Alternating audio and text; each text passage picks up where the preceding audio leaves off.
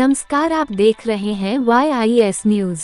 मुरादाबाद में युवा दिवस पर भाजपा के राष्ट्रीय प्रवक्ता ने की प्रेस वार्ता, क्या कहा जानिए। बृहस्पतिवार को बुद्धि विहार स्थित पार्टी कार्यालय पर युवा दिवस के अवसर पर भाजपा के राष्ट्रीय प्रवक्ता डॉक्टर सैयद जफर इस्लाम ने पार्टी कार्यालय में पत्रकारों से बातचीत के दौरान कहा कि प्रधानमंत्री पर टिप्पणी करने वाले AIM के राष्ट्रीय अध्यक्ष असदुद्दीन ओवैसी का पूरा इतिहास देखो तो उनकी राजनीतिक सांप्रदायिकता पर आधारित है। वो मुस्लिम समाज को कटघरे में रखकर अपनी राजनीति की रोटियां सेकते हैं। उन्होंने कहा कि प्रधानमंत्री नरेंद्र मोदी के नेतृत्व में NDA सरकार ने अपने 9 वर्षों के कार्यकाल में बिजली, पानी, सड़क मुहैया कराई है और गरीब तबके की महिलाओं को मुफ्त रसोई गैस उपलब्ध कराई गई है। किसानों को उनकी फसल का मुनासिब दाम मिल रहा है। कोविड-19 जैसी महामारी में मुफ्त वैक्सीन उपलब्ध कराई गई। अब दुनिया में तीसरे सबसे बड़े स्टार्टअप बन गए हैं। हमारे पास 1 लाख से अधिक स्टार्टअप है। 100 से अधिक अंतर्राष्ट्रीय कंपनियों का भारत में रिसर्च एंड डेवलपमेंट केंद्र हैं।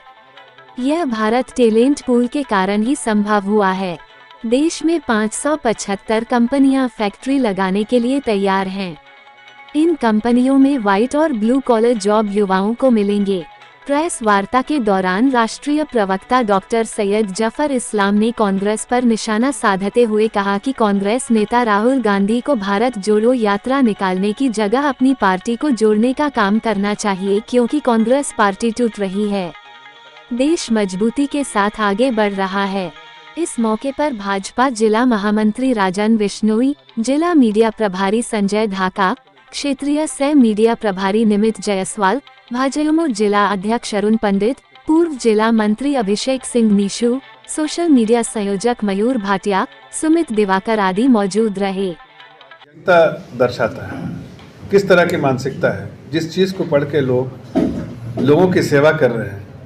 और एक इस तरह की बात जो उनकी जो पढ़ाई है, जिस क्या पढ़ते हैं मुझे मालूम नहीं, तो इस तरह की बात करते हैं। बेसिकली उनका मकसद ये है कि समाज आज जब एकजुट होकर और हमारी सरकार का जो मंत्र है सबके साथ सबका विकास सबके विश्वास के साथ जो चल रही है, उसको उसमें कहीं ना कहीं ये बाधा लाने की कोशिश करते हैं। और उसका जो है सीधा जो है कोशिश यही होता है कि समाज को बिखेरने और तोड़ने की कोशिश करते हैं। उधर मोहन भागवत के से जो लेवल था और आज के लेवल में बहुत मात्र सा अंतर अभी पिछले कुछ दिनों में हुआ है। वो भी यूक्रेन वार के बाद ऐसा थोड़ा सा आंकड़ा देखा है। लेकिन फॉर्मलाइज जॉब में देखिए तो EPFO के नंबर देखिए, ESIC के नंबर देखिए, naukri.com के देखिए, तो सब में दिखता है कि नौकरियां तेज़ी से बढ़ रही हैं। जो स्किल्ड जॉब है बहुत तेज़ी से बढ़ रही है। लेकिन हो सकता है इनफॉर्मल सेक्टर में, इसलिए कि जो डेटा आ रहा है उसमें इनफॉर्मल सेक्टर का थोड़ा है, हो सकता है कि कहीं कमी हुई। लेकिन ज़मीन पर जाइए तो आप आज भी आपको वर्कफोर्स जो है वो ईजिली जैसे पहले कोविड के टाइम पे अवेलेबल था वैसे नहीं है।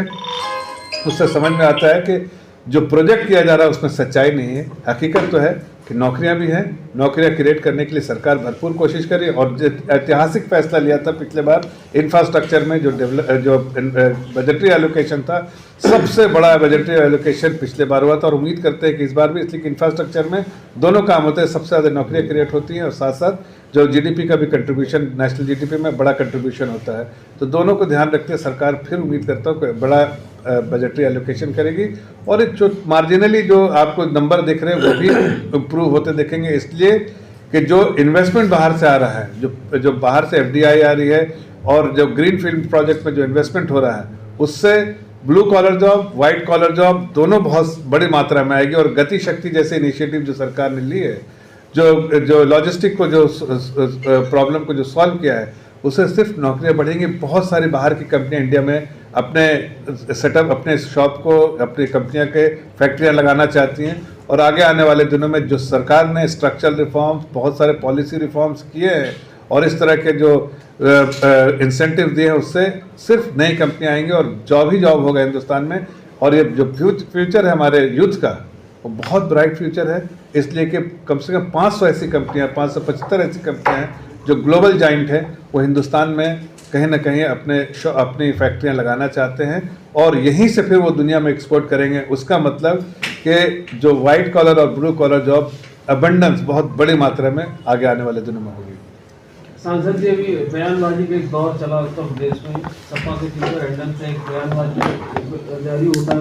उसके अलावा भाजपा की एक महिला नेत्री ने जो डिम्पल और उनकी बेटी के लिए कहा, कहाँ तक मानते हैं कि इस तरीके की बयानबाजी उचित है? देखिए, मैंने उस महिला का बयान नहीं सुना है, लेकिन हमारी पार्टी के बारे में कह सकते हैं कि हमारे राष्ट्रीय अध्यक्ष, हमारे गृह मंत्री जी, हमारे आदरणीय प्रधानमंत्री जी ने बराबर पार्टी के कार्यकर्ताओं को एक ही निर्देश दिया है, लीडर्स को एक ही निर्देश दिया है कि हमें सिर्फ सेवा करनी चाहिए, हमें बयानबाजी नहीं करनी चाहिए। इसलिए मैंने वो बयान नहीं पढ़ा है, लेकिन